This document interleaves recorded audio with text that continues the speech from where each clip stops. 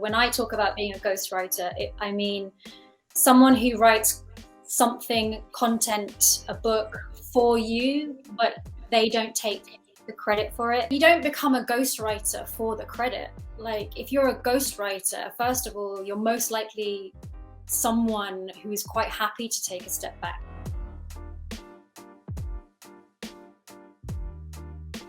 Welcome to the Be Better broadcast. I'm super excited about the conversation we're going to have today with our very special guest, Corinna Cunningham, all the way from the United Kingdom, which is amazing. Corinna Cunningham is the ghostwriter who writes nonfiction books for change makers and paradigm shifters who want to make an impact on the world with their book. She uses her background in film, theater, marketing, and copywriting to create a book that will leave a legacy. And I love this topic today because we talk about this all the time, whether you are a leader inside of an organization or you are a coach, a consultant, a business owner. Having a book is such a beautiful thing for so many different reasons, and I'm sure we'll touch on today. But just some of those reasons being, you are now an authority in your field, an authority in your industry. When you are working with a client or you're going to pitch an event or a job or something with a prospective client that you want to work with, having a book just gives you that level of authority that not having a book just won't give you. It allows you to leave a legacy. It allows you to give before you take, right? It's just giving with the advice that you put in your book. And we're going to talk today about how to write a nonfiction book that will actually sell and not just sit on the Barnes & Noble shelf, but a book that people will be interested in, a book that people will want to buy, and a book that will change people's lives. And Corinna is the person to help you do that. When you take even just one thing away from this conversation with Corinna, all that we ask is you share this show with just one other person who could use it as well. You are the reason that the Be Better broadcast has grown to over 100,000 downloads, over 300 episodes within the last 2 years, because you are the best part of the Be Better team. Without further ado, let's talk to Corinna all the way from the UK. Corinna, it's great to have you on the Be Better broadcast. Thank you so much. I'm so excited to be here. It's going to be great. So I was telling you before we recorded that you are one of maybe 3 people that I've hunted down to get on this show. And Corinna isn't the person, guys, who's just going on podcast after podcast. Some people have a business of just being on podcasts. Corinna is out there doing it. She's writing, she's ghostwriting, she's creating content. She's got a new program that has just come out called the 4-Week Author Accelerator Program.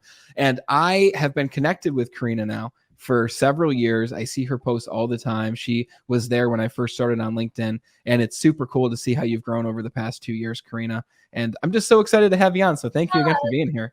Thank you so much. I'm flattered that you chased me down, because I do remember when you first connected with me, I was like, yes, I'll definitely do that. And then, like you said, like, yeah, and content and writing, and it was always there at the back of my mind. I was like, oh no, I've got to do this. Yeah. So yeah. Life happens. I get it. You're busy. And I'm curious, like, how do you describe to people what you do? Can you explain for maybe people who aren't very familiar with the process of ghostwriting, what a ghostwriter actually is?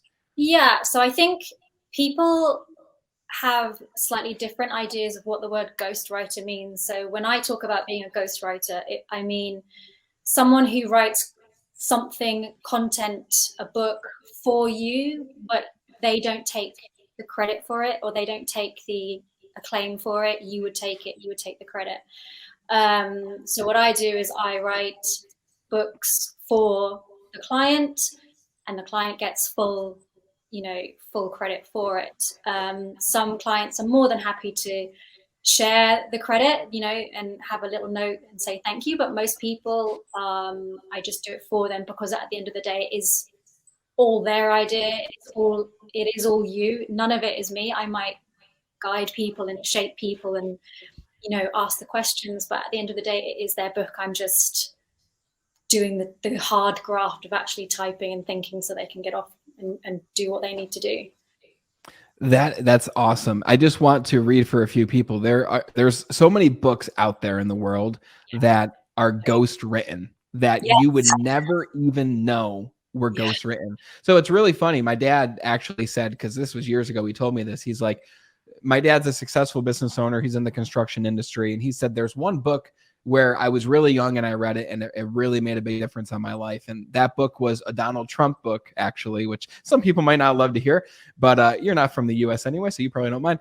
A Donald Trump book. It's called The Art of the Deal. And Right. he has a lot of books, Donald Trump.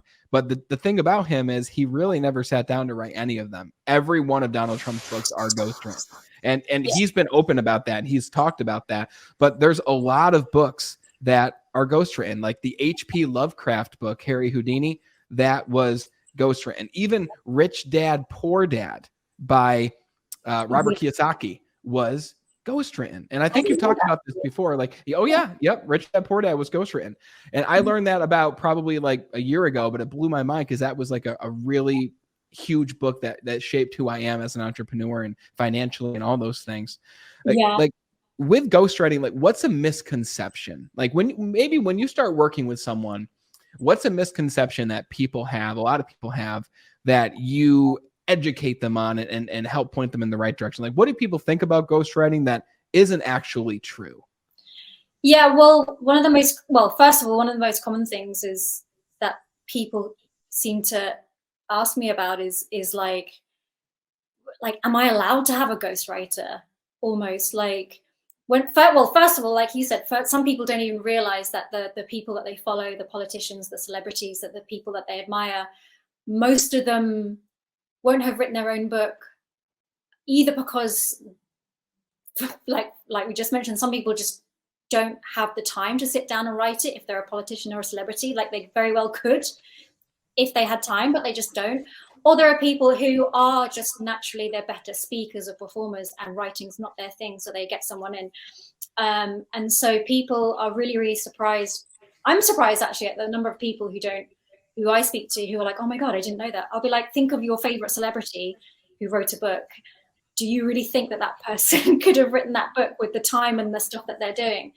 So that's the biggest misconception. And then the other one, those people who do know that these big names have ghostwritten books, they ask like, am I allowed, can a normal person hire a ghostwriter? Like, who am I to have a ghostwriter? And I'm like, yeah, like, just, you don't have to be a big name or a big famous person with a huge following to have I mean, obviously it helps with book sales and having an audience, obviously, but like, anyone can have a ghostwriter. Like, it's just outsourcing another service. Like, you would outsource your accounting or your marketing.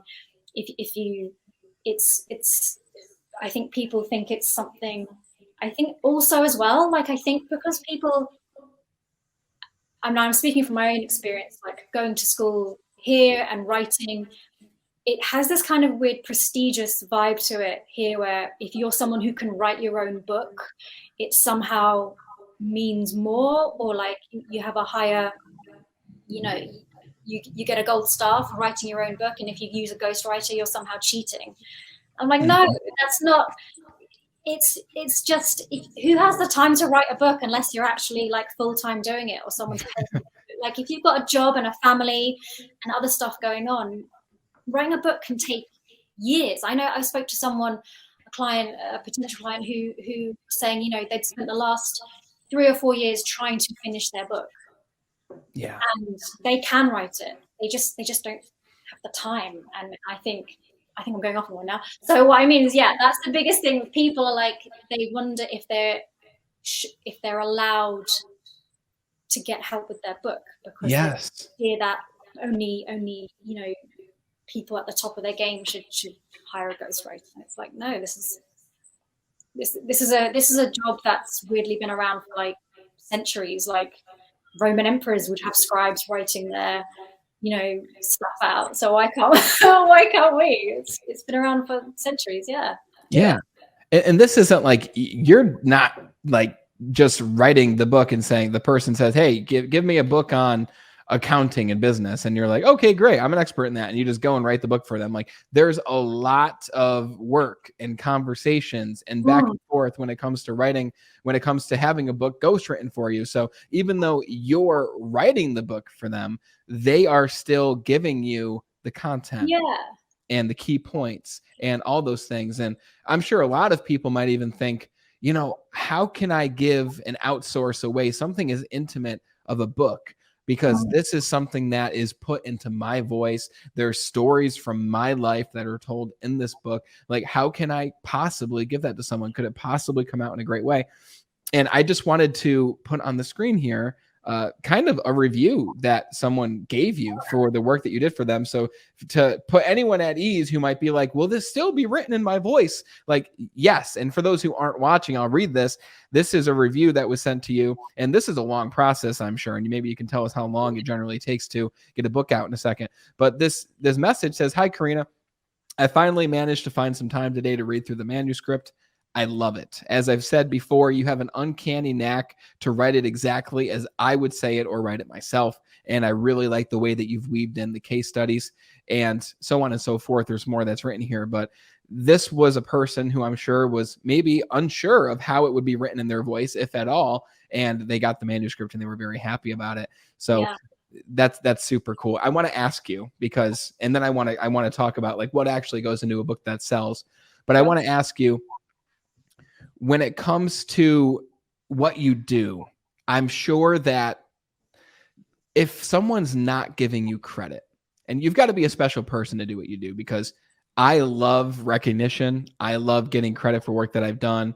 Like, I like those things. So if you put together a book over the course of a year for someone, maybe even longer, and then this book goes on to do great things, reach and impact so many different lives, touch people in great ways, like, where do you find fulfillment in your work, especially in those instances where you are not given credit for the work that you've completed for people?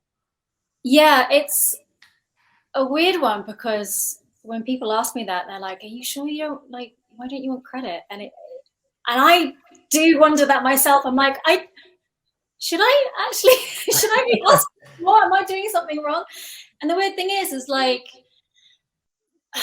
you don't become a ghostwriter for the credit. Like, if you're a ghostwriter, first of all, you're most likely someone who is quite happy to take a step back, who is a little bit introverted, who doesn't want to be constantly, putting your face out there. And for me, and I can only speak for myself, I don't know about any other ghostwriters, but for me, being part, how do I explain it? It's like, for me, the selfish enjoyment I get out of ghostwriting for people is that I get to sit with an expert or a leader or a coach for about 6 or 9 months or however long the book takes.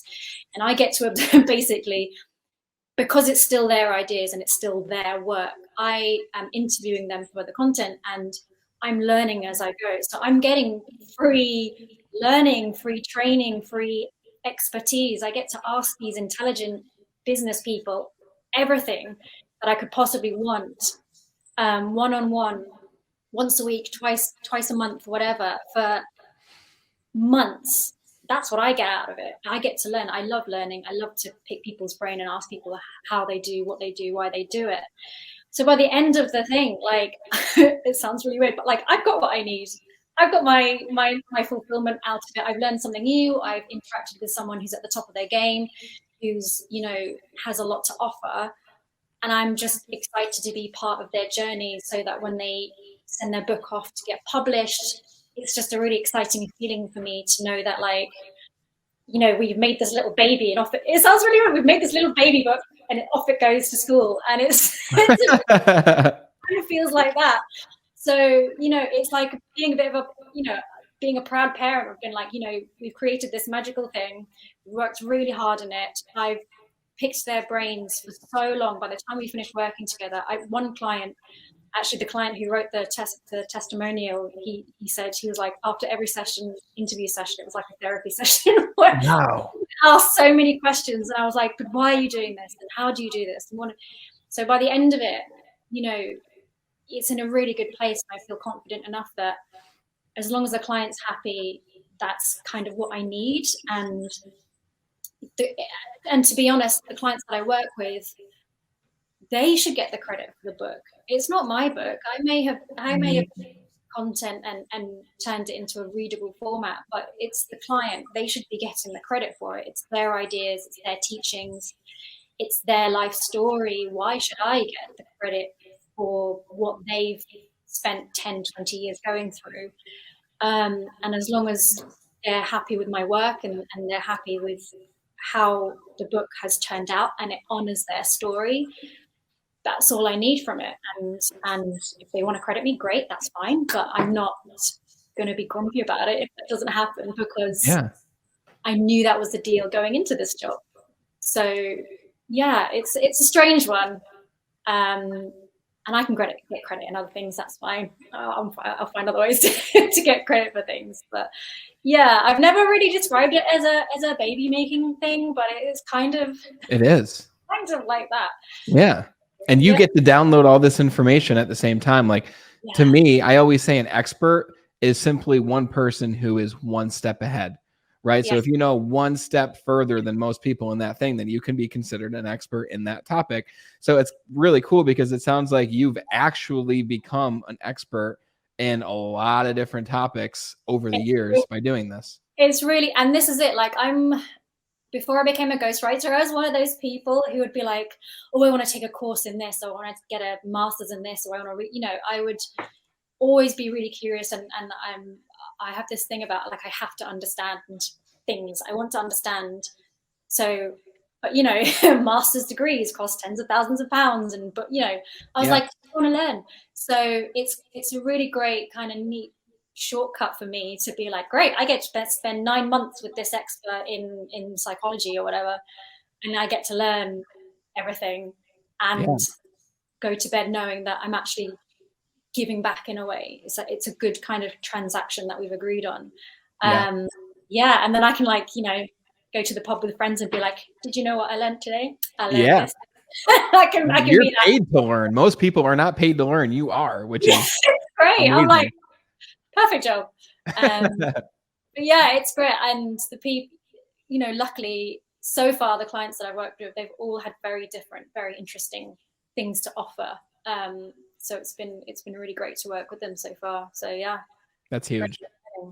Yeah, super cool. So let me ask you now. Let's look at it from the perspective of someone who is putting their book together, and they don't want to just be. I should have pulled up the stat, but I believe there's a large percentage of books that never sell more than 1,000 copies. I think it's a vastly large number of maybe 80-90% of books never sell more than 1,000 copies. So let's look at the person who is writing their book, or maybe even someone who wants to have you ghostwrite the book for them. And they say, Corinna, I really want this one to just get there. I really want this one to be put in the hands of the most people possible.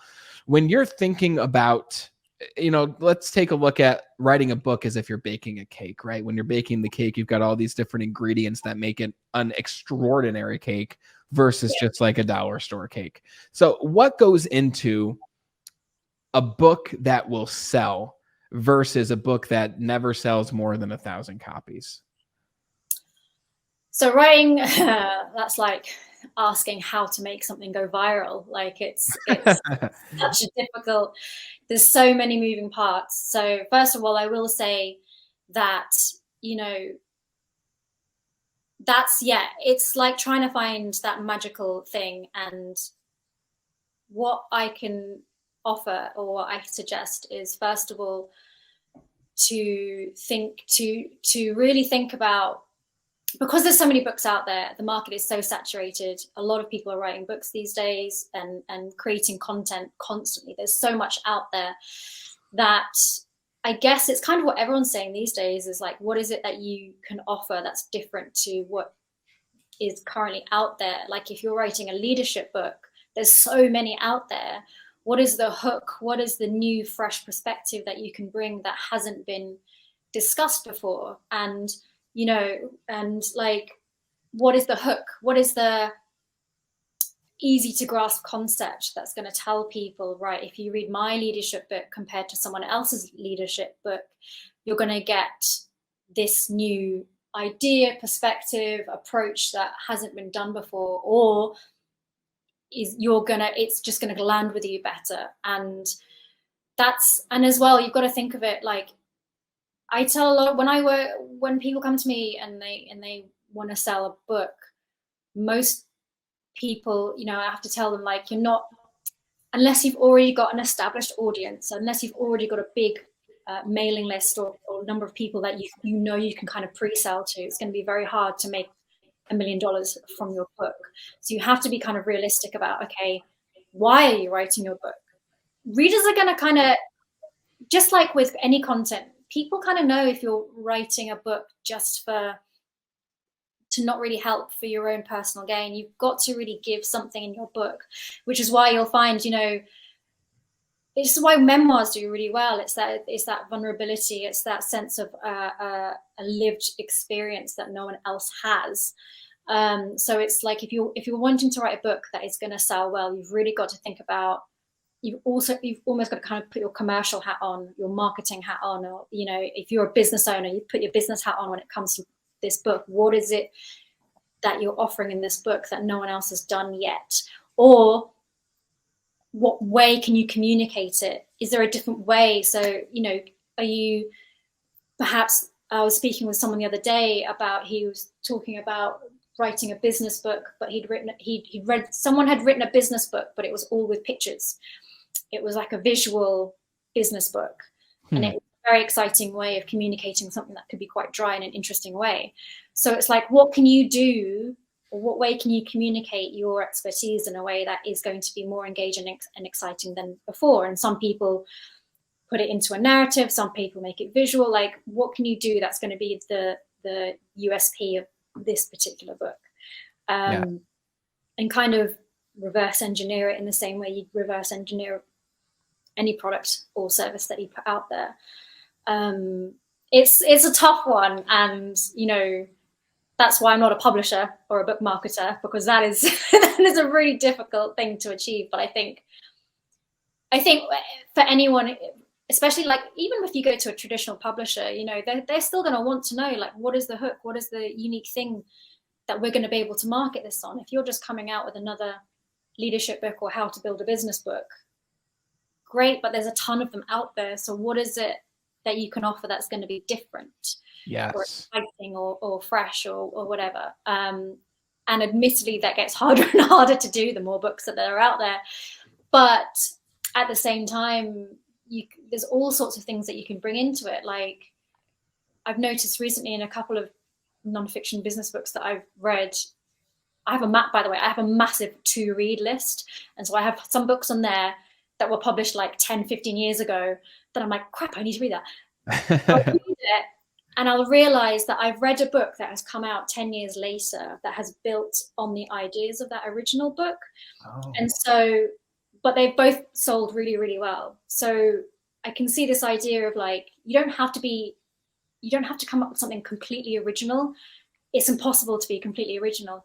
But if you can remix, and I think I did a post about it, if you can remix and reshape a past idea, a past approach, bring it up to date, communicate it in a way that the current, generation or your peers or whoever you're speaking to in a way that they like and understand, then maybe you'll stand out above those who perhaps take a more old-fashioned or traditional approach. Yes, that's brilliant. I feel like I love that. No, it reminds me of like when I was writing my book, I heard that same advice. You mentioned it. What is your USP, which is unique selling proposition, for those who might not have heard that before. Like when I was writing my book, which is called Be Extraordinary, it's about self-mastery. How many books are on the shelf under the personal development section that have self-mastery in the title? So many, right? So I had to ask, what's going to be different about this? And there were several things that I included, like my own personal story that makes it different, and a unique process that is different than all the other processes on the bookshelf. So maybe if that process didn't work for you, this one will, or maybe you'll connect with my story versus someone else's story. Like it can be something as simple as more men may connect with me because they're reading a book and they're reading stories that were experienced by a man versus a book that was written by a woman, right? Like there's so many different things that can make it unique. And I love how you mentioned too, that it's important to have a built-in audience in a way that once your book is written can be released to those individuals, right? Because if you don't have an audience, you're really not going to sell that many of your books. If you build it, it doesn't mean that they're going to come. If you write the book, it doesn't mean that they're necessarily going to buy the book. So let me ask you that. So when someone comes to you and they're asking you to write the book for them, what is like the main reason that people even want to have a book written in the first place? What's their why? There's lots of okay, so the people that come to me, and of the people that I've spoken to, there has been kind of one main thread and then like a sub thread basically, and I've of the people that I've spoken to and worked with, almost all of them, whether it's like a memoir or whether it's been a business book, they've all wanted to leave something behind, leave a legacy. They want to record their story, their expertise, to hand over to their children. So I had one client where he was like, very much like, you know, this is my book that communicates the way I work, but in reality, if I'm being really honest, it's for my children. It's for them to show their kids. And same again with another woman I worked with who wanted to kind of do a half memoir, half business book. Again, she was like, I want to show my children how far I've come. Like, I want them to be proud of me. And she was like, you know, they're teenagers at the moment. They're not really going to want to sit down with mum and listen to my story. They're not going to be interested. But she was like, if I put it in a book, hopefully one day when they're older, they'll want to sit down and read it and just know how far I've come. Which I was just like, oh, I need to write a book. And then the secondary thing has been just kind of, a lot of them have said they want to give back. They want to give back to the people that have helped them get to where they are today. So they want to serve, you know, they're working with their clients face to face, they're working with their people and their connections. And for some of them, they've said, you know, this is my way of saying thank you, and thank you for getting me to this place, and using their stories and just kind of giving back. And some of them have said, you know, they can't always be there with their client face to face all the time, or they know that there are more people out there that they need to serve, and they don't, you know, there's only one of them. And so they were like, if I put it in a book, at least I can start them on this journey, on this process. I can help them, and I feel better about, you know, knowing that I can still give them what they need from me, but I don't have to actually be there. It's like their little salesperson, I guess, or ambassador, where they can just hand it out. So those have been the main reasons, yeah. And then the third one is generally like, I want to preserve what I've done. I've got 10, 20, 30 years of work behind me. I want to record it and save it, and, you know, just see how far I've come. Yeah. Which is nice. And knowing that there's someone out there that can help them do that. Yeah, like, those are really powerful reasons. Yeah, really, really big reasons. And I imagine that's why some people get very overwhelmed by the idea of writing a book or working with a ghostwriter. It's like, this is a big deal. Can I trust this person? Can I, or who am I to say this? Or do I really want to be that vulnerable? There's some people I've spoken to who are like, they want to share their life story with me, and I've told them the process and what's happening and stuff, and it's, you know, and they've gone away and thought about it. And I think the reality of like, oh my God, I've actually got to tell people about my life kind of gets a bit like, oh my God. And I get it. It can be quite scary to have to look back over your work and your life and be vulnerable and talk about the mistakes and your wins and stuff, and know that it'll be out there for people to kind of judge and talk about. It's like, woo. So there's a lot of reasons why people come to get a ghostwriter. But yeah, there's a lot that goes into it that I'm sure there are things involved that I'm not even aware of. Yeah. But yeah, it's an exciting thing to do, but I know it can be a big deal for a lot of people. Definitely. It's a big deal. It is a big deal. I mean, if you think about that idea of, like, people always ask, like, what is the legacy that I want to leave? Yeah. And I believe we all have so many different stories that can and should be placed into a book, because we just had our baby boy several months ago. Oh. And I always say to my wife, like, and I say it in a joking way because I have like a dark sense of humor a lot of the time. And I'm like, you know, if I'm hit by a car, then my son will still have 300 episodes of this show that he can go back through Yeah. and hear my voice and see me, and he can go on my YouTube channel and see those things. Like, it's very different because I can't just go on and look up my dad on YouTube. Like, my dad's I think he's a boomer. Yeah, he's a boomer. Like, they didn't have the ways and the methods of preserving a legacy the same way that we do now. Like, we Yeah. have self-publishing, and anyone can write a book now, which is why there's 5,000, more than that, I'm sure, but 5 million business books and leadership books and so on and so forth out there, because anyone can do it. Yeah. But that idea of, you have this process, you have these stories that you want to preserve. In my mind, it's almost like a duty of us as people and human beings and leaders and parents to preserve what we've learned in the unique way that we've learned it and put that into a book. I think it's our duty to do it. And if you're saying, well, I don't have the time to do that, well, have Corinna help you. Like, just get someone to help you. Like, you don't have to do it on your own.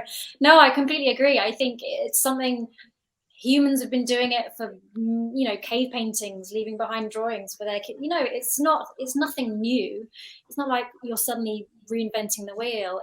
And I do think, yeah, you're right. Like, my dad's is he a boomer? Yeah, he's a boomer.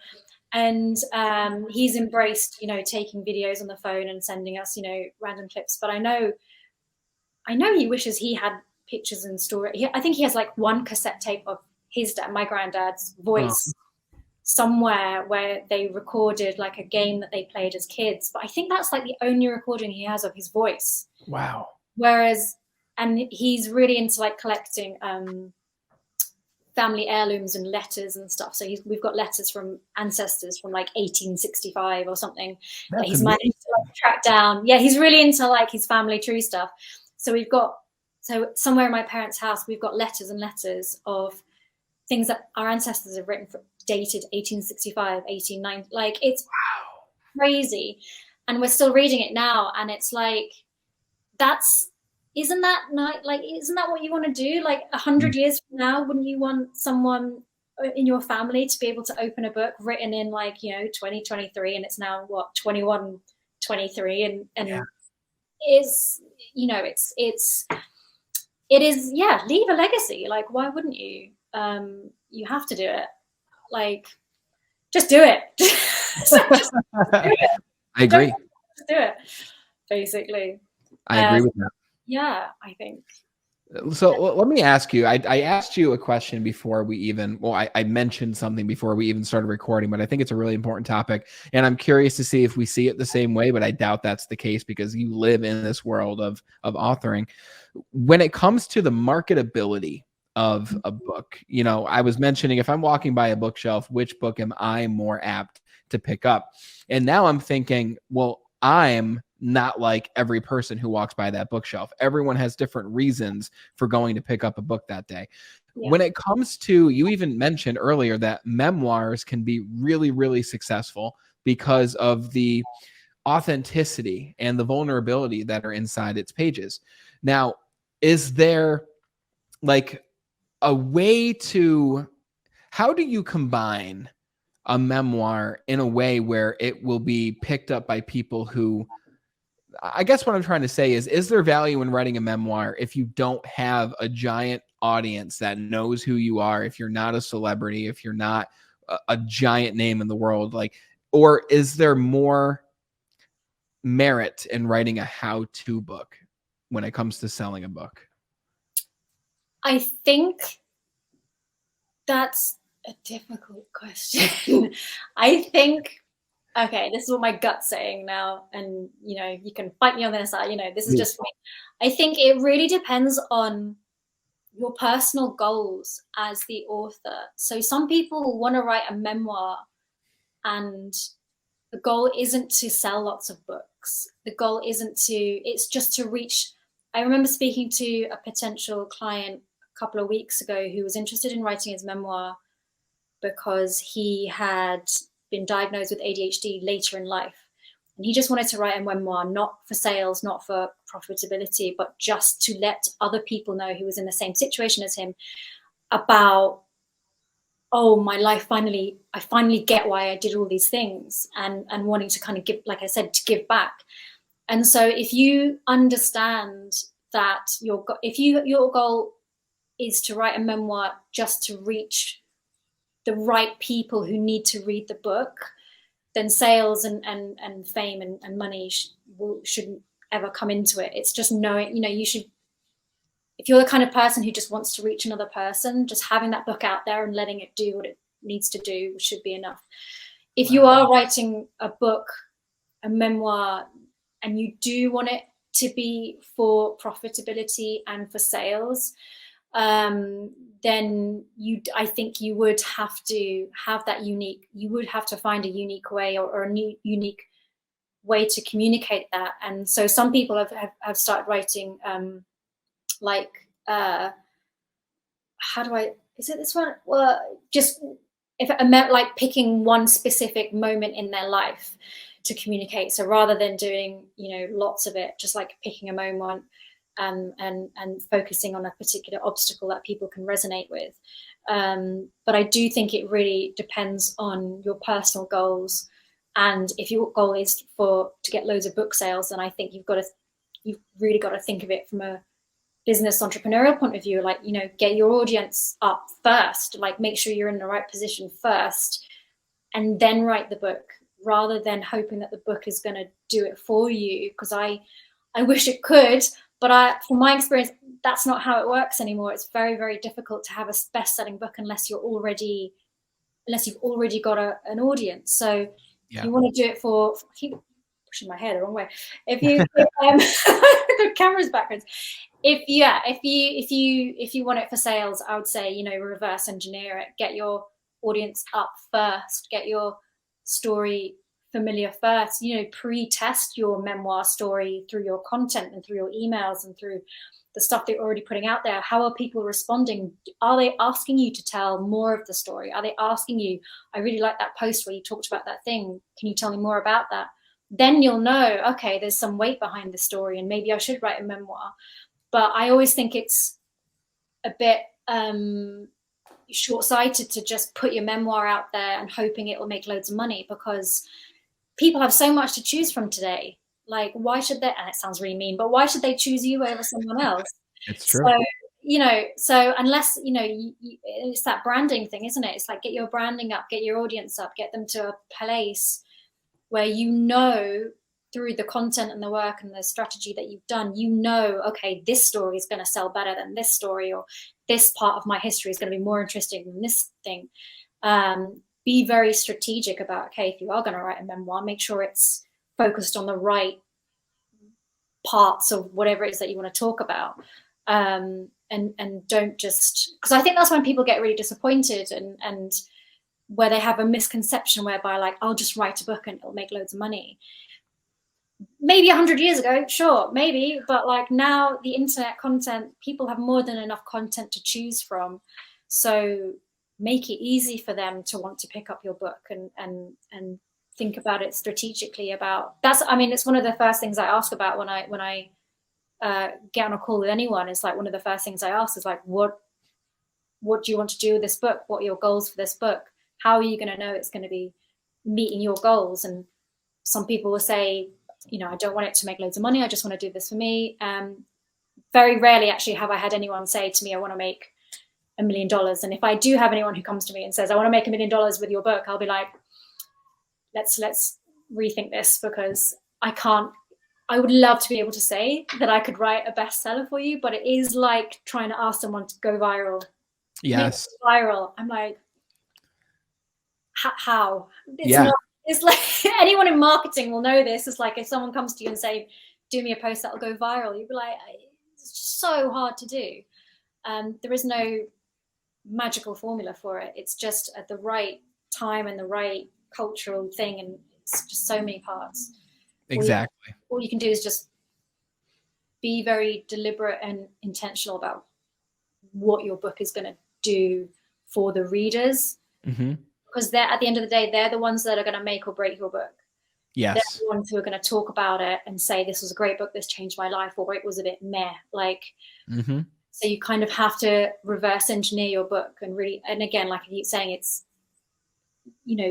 what is it that they need from you if it's a memoir, what do they need to hear from you? Who's your, and again, this is something I go through with the accelerator, and this first part of my ghostwriting process. It's just like, what do your audience need from you? Who are your audience? What do they want to hear?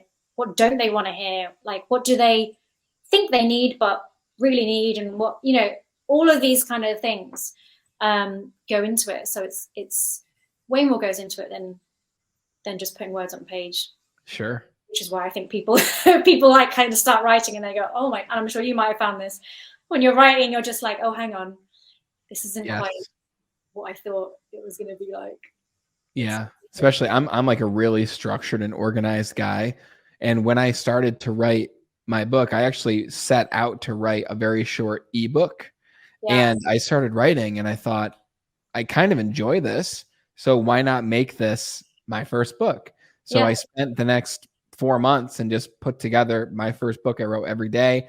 And I'm a very disciplined. And when I have something that I want to do, I fit it into the schedule. I make the time for it. And even for me, it was very difficult. So I know that for a lot of people, if you're not making this a daily habit to sit down and put words on the page, it's even more difficult. But I think that you answered that question in a very eloquent and a very simple yet powerful way, because you have definitely shed light on that topic for me when it comes to what is the goal for this book? Is it to sell millions of copies, or is it to simply leave a legacy? Is it to reach that very, very small niche of people who are in the same situation that you used to be in, and you want to help them out of that situation? Yeah. And at the same time, I'm sure that you can take a memoir or a collection of stories and make it best-selling by titling it a very certain way. Because if you think about the title, that's probably one of the most important pieces. I'll ask you here in a second, the importance of the title and even the cover art of the book and what role that has in the writing process. But if I saw a book and let's say that the pages were the same, let's say the inside was completely the same, but we changed the cover and the title, and I'm looking and it says the first one is The Story of John, or the next one says From Imprisonment to Personal Freedom, right? I might be like, ooh, that sounds very interesting. I wonder how he made that leap, right? So like, is the title like one of the first things you think about? Maybe you could, I'm going to ask you like a loaded question here. Is the title like one of the first things you think about? Is that something that you ask your clients to already have ready for you, or do you help them craft that? Like, at what point do the title and the cover art enter the fray? When should they enter the fray? So for me, I always ask at the beginning of working together, I ask for the ideas that the client has for their title, but that doesn't necessarily mean that will be the title. It's just to get them thinking about, first of all, their audience, but also to get them thinking about, gives me an idea of like what expectations they have for this book through the title ideas that they give me. But I always like to not settle or have a title set until the end of the book, because every book ends up very different to what you think it's going to be. And by the end of the process, we'll know, okay, this book is about XYZ, which means it's going to need a certain type of title. And after working together as well, we have a much better understanding of what the book is going to be. I think it's you can always come up with ideas at the beginning, but I think it's not a good idea for me anyway to kind of set the title, because then you're trying to write the book to fit the title, whereas you should be writing a book and the title reflects the book in order to sell it to the audience. It's just like any kind of marketing copy, or when you're trying to marketing a product, what's the kind of best succinct way you can grab people's attention while still communicating to them what they're going to get from this book.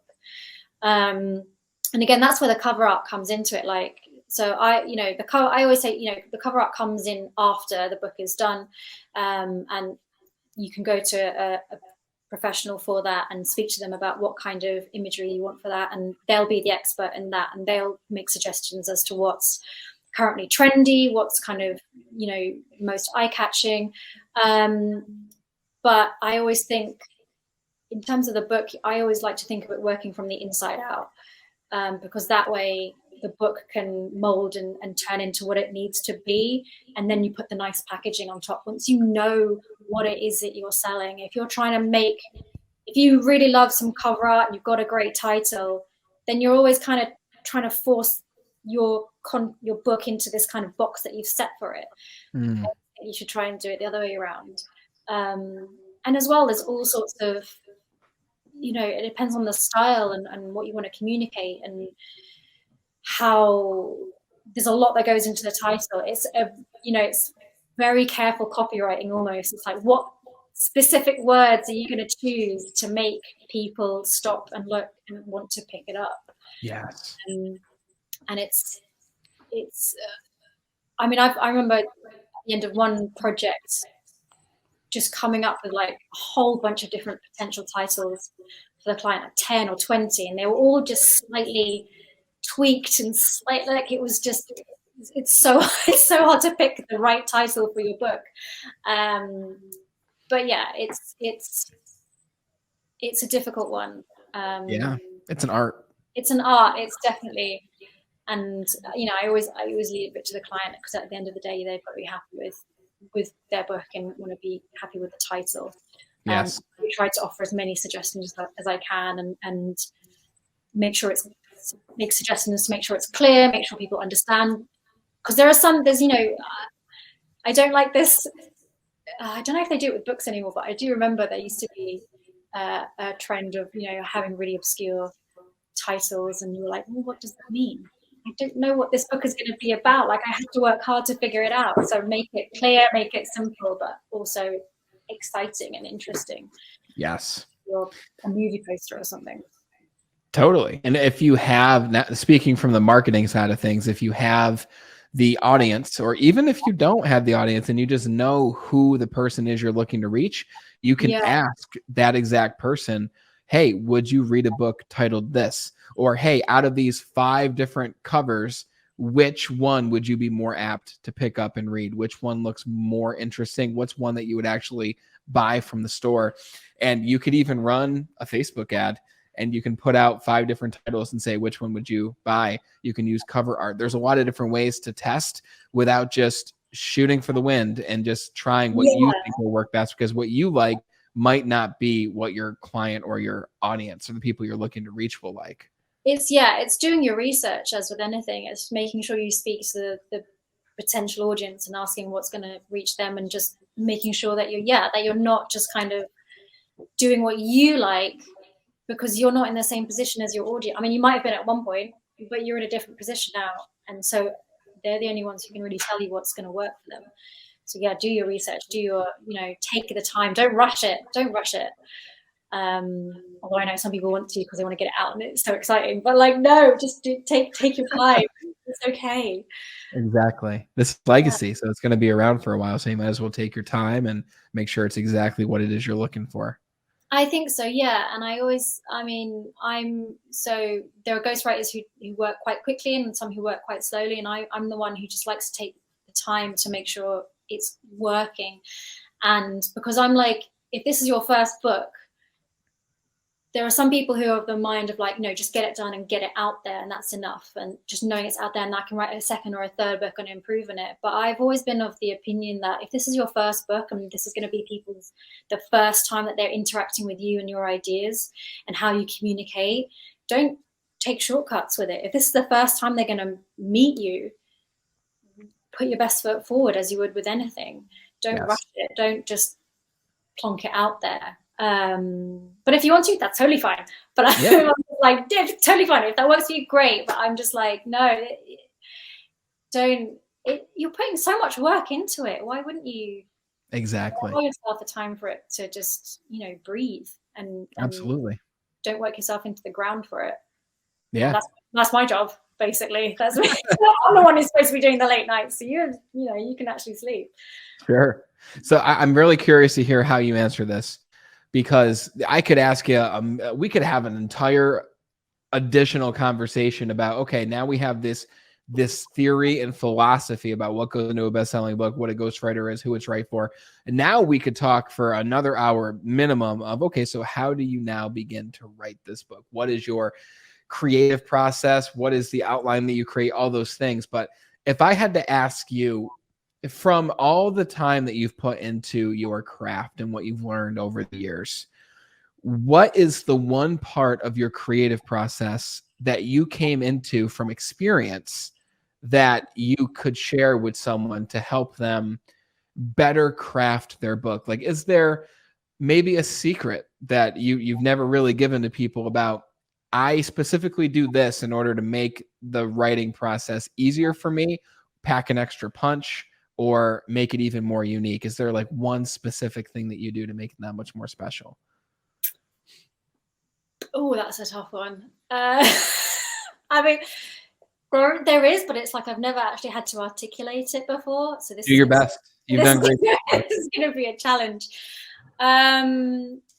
So for me, so yeah, like you said at the start, my background is film and theatre, but also marketing. So I have this kind of two-pronged approach. So for me, I approach people's books in the same way that I used to approach like film or theatre roles, whereby I would try to understand you as the author and the character, and how you sound, and the words that you use. I think the most important thing for a ghostwriter is for people to not realize that you've used a ghostwriter. So please tell me if I'm going off on a tangent, because I feel like I might, but but just like I'm like, am I still on target?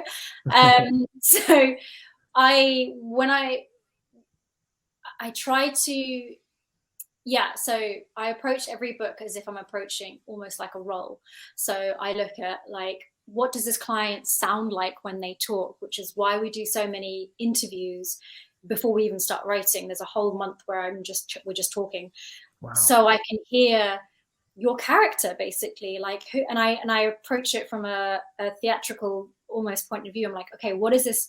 Who is this archetypes? Like, is this person, like if you're watching a movie, like would this person be the sage old wizard? Would this person be the quirky teacher? Would this person be your best friend? Like, who is this author, and how do they communicate? Are they quite are they one of those characters that you see in movies where they're very deliberate and sustained in the way they communicate? Do they use long sentences? Are they very, does it feel like, when you sit in a room with them, you're almost getting like a hug from a parent? Or is this character that really loud best friend who's really excitable and punchy and uses short words? And, who is this author? And what do you want? Same as the character journey you'd see in a movie or a play. Like, what is the author's goal? Which is why, again, I asked so many questions at the start. Like, what are you trying to do with this book? And that kind of helps me almost tune into like, okay, this is the person that if I was an actor, I'd be playing you almost in a weird way, but I'm not using my body, I'm using words. Yeah. To try and put it into, this book. And that's kind of making sure that, I get out of the way and it's all your stories, it's all your ideas. And so again, like if anyone who wanted to write their own book and didn't want to use a ghostwriter but wanted to use the same tactics, again, I would say try and if you can, be self-aware enough to know how you communicate, and are you the type of person who's going to come across as the friendly guide, or are you more of a best friend quirky thing? And making sure that you put that into your book and making sure that you communicate that, because I found, and I don't know if everyone's aware of this, but like some people have a very different writing style to their speaking style. So if people know you as a speaker and you're suddenly writing a book and you sound very, very different, that's going to be a bit, there's going to be a miscommunication there. So it's, try and find out like your style of communicating and own that and put that into your book, because that's something that you can use to stand out in a very saturated market. Is if you can sound quite chatty and different to all those other business books, then great, you're going to stand out. If you maybe you're one of those people who loves to swear loads, then you put loads of swear words in your books or something. So it's bringing that idea of who you are as a almost like a character, but you're not a character, you're a real person. But, you know, having that idea of you are going to be someone to the reader. You are going to be their best friend, or you are going to be their guide, or their parent, or that weird wizard who pops up in the middle of the film for no apparent reason and then disappears. Like, you know, Yeah. who are you going to be on this journey for the reader? And that's quite a deep thing to think about, and you shouldn't. I don't want you to get bogged down in thinking consciously, like every time you write, I'm like, okay, who am I? But just knowing where you're coming from. Yes. You know, you're not just an expert author. You're the reader's friend, guide, parent, best friend, big sister, big brother, whatever. Yeah. And come from that place. And I think that might help with some people who feel like, you know, oh, it's going to be dry and boring if I just talk about my expertise all the time. Like, no, there's going to be someone out there who sees you as a big brother or a big sister, or who sees you as someone you don't realize you come across as, and needs to hear that side of things. Yes. Does that make sense? I feel like I absolutely love everything you just said. okay. And just like you spend a month working with someone before you even put a word on the page, just to get an idea of who they are, what character they play. We, as the writer, if we're not working with you or a ghostwriter, we can ask our friends and family and the people in our audience, if you were watching a movie, what character would I be in that movie based on what you know about me? And if 20 people say, oh, you're the best friend, or oh, you're the trusted guide, or you're that friend who's got the punchy short sentences, then think about it from that way, because sometimes it's really hard to self-reflect on those things ourselves. Which is why it's great that they have you ask those questions to find those things out. I found that, I mean, when I do get to those questions and I start asking, you know, I'm not outright saying this in the questions, like, right now I'm asking you this because X, Y, Z, but just observing them and working with them and getting them to be self-aware. And again, if you're doing this for yourself, just having that self-awareness of how you are perceived and how you come across can be really interesting, because you may not realize that you may think you're this kind of speaker, coach, whatever, but actually people see you as this, and it's this magic something that they want more of, that they wish they saw more of, and you wouldn't necessarily find that out until you've done the work. But yeah, I think it's that's what I really enjoy about it as well. It's just like, I'm like, okay, who are you? And like, how are we going to make you sound like you? And trying to, again, as I go through the book, just picking out specific words that you say rather than what I say, and just being very deliberate about choosing the right words to make sure it sounds like you and not me, because it can be very easy for me to just write like me. So having those recordings, and when I do interviews with clients for the chapter content, it's just making sure that it all sounds like you, and it all is your ideas, and it's all you, and making sure that you're happy with that. And again, if you're writing your own book, record yourself talking, that can really help as well. Definitely. Sure. And that's your unique selling proposition. Your uniqueness is your background in theater and your background in copywriting and your everything else that you've taken and accumulated in your life that you now use in your ghostwriting, because I guarantee there's not a lot of ghostwriters who have an artistic background in the way that you have it. So it's really cool that you can look at it from that lens. And I want to respect your time, but I know there's a lot of people who are like, okay, Corinna's amazing. Like, I want to go check out her content. So I will say to everyone, go to the description. There will be links to go connect with Corinna. You got to go check out her LinkedIn. Her content is fantastic. Like, you're frequently posting. It's really useful stuff. It's stuff that we're talking about right now, plus like a bazillion other topics as well that can help you. So go check out her content. And even if you're not going to work with Corinna as your ghostwriter, because she takes a limited amount of clients. I think you work with 1 or 2 people a year, which blows my mind, but it really allows you to assume that character in that role. But if you do want to work with her as a ghostwriter, then I will include her contact information here as well, so you can start that conversation. But Corinna, I know that you have your new 4-week author accelerator program. Can you give us a glimpse at what that is and who that would be for?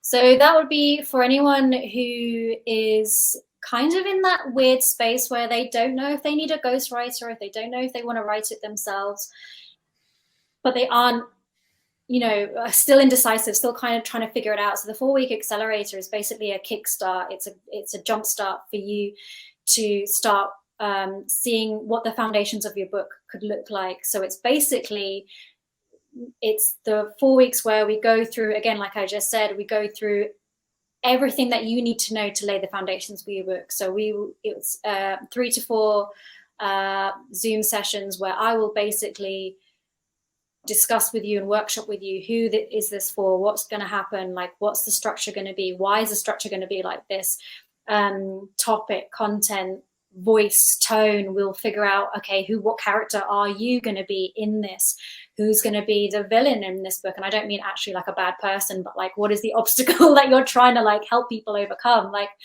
it's a 4-week process where at the end of it you will be able to come away with like, right, okay, I know who I'm talking to, I know what I want to say, I know how I'm going to do it, I know how I'm going to communicate it, I know it's going to be structured like this. Basically come away with a blueprint or foundations or whatever you want to call it for your book. And it's at that point you'll be ready to either go off and write it yourself because you'll have the structure ready. I will have talked about how you can manage your time if that's what you want to do. Or if you were like, no, I need a ghostwriter for this, so this is going to be like way too much, then that's when we can talk about taking the next steps. And that's where I would take it on board and do it myself. So it's a good, like, in-depth kind of, workshopping month where you're just really thinking in depth about your book with guidance. Like I know for some people, if you're starting your own book and you're trying to get these foundations down yourself, it can be very overwhelming as to like, well, what do I even need to start with? Like, how do I start? So this is just very much like, I'll get you started. You'll go away with this stuff, and then it's up to you with what you want to do. And then even if it's, and I'll just throw this in there as well, I also do mentoring sessions. So it's 1 hour sessions where if people aren't even like ready for that, and they're just playing with the idea of like, well, I have some ideas, but I don't know if it's a good enough idea, or I have writer's block, or like I want to write my own book, but I want to make it not dry. I have, I'm sure you'll put the link somewhere. I have mentoring sessions where it'll just be, we'll work on that. We'll have a bespoke session with you about what it is that's blocking you, and we'll work through that. And it will just give you that push and some guidance and a bit of like, make the whole process less overwhelming and less scary, and just kind of push you in the right direction. So there's lots of stages to this. Like ghostwriting or working with a ghostwriter doesn't just have to be boom, like 9 months solid, like writing this book. You can break it up and make it flexible to you. So yeah. That's awesome. I think it's great that you offer like a menu of different ways that you can help people, because it's not very accessible when you're only able to work with 1 or 2 people. But now you have this catalog of options that people have based on what stage of their journey that they're at. So for the accelerator program, as well as the one-on-one mentoring sessions, is sending you a LinkedIn message the best place for people to get a hold of you, or is there another way? A LinkedIn message is absolutely fine, or you can email me, Corinna at CorinnaCunningham.com. Just send me a message and just start the conversation, and we'll take it from there. That's great. Super easy to get in touch. Yeah. Cool. So Corinna, I just want to say that this has been a fantastic conversation.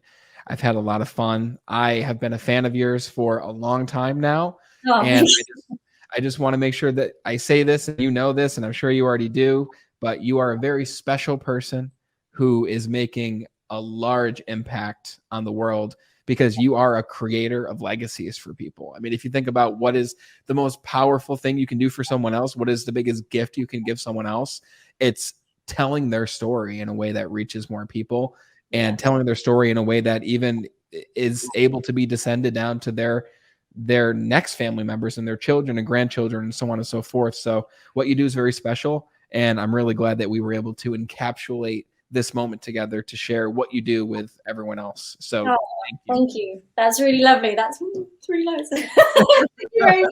I've never heard it described like that. So no, I really like that. Thank you very much. That means a lot. Absolutely. That's It great. was a Thank pleasure talking with you. Thank you. you too. Thank you. That's good. Guys, no matter where you are on your book writing journey, or maybe you're not sure of whether you want to write your book yourself or you want to work with someone else who can just get it all done for you by having conversations with you, by learning about who you are as the character in your own role or in your own movie or your book, then I hope that you took something away from this conversation with Corinna, because we talked about titles and cover art. We talked about what a bestseller even is. We talked about what research needs to be done. We talked about her secret ingredient and her creative process. Like, we talked about a lot. I took away a ton personally. I want to write a book now is what I got from this conversation. And I hope that you feel the same way too. If you did take away anything from this conversation, please share this episode with just one other person who could use it as well. Maybe someone else who is in the process of writing a book or thinks that they might want to.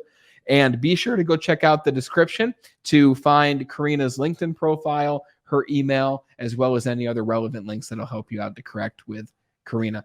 Thank you so much for watching and listening. And until we talk again next time, continue to be better.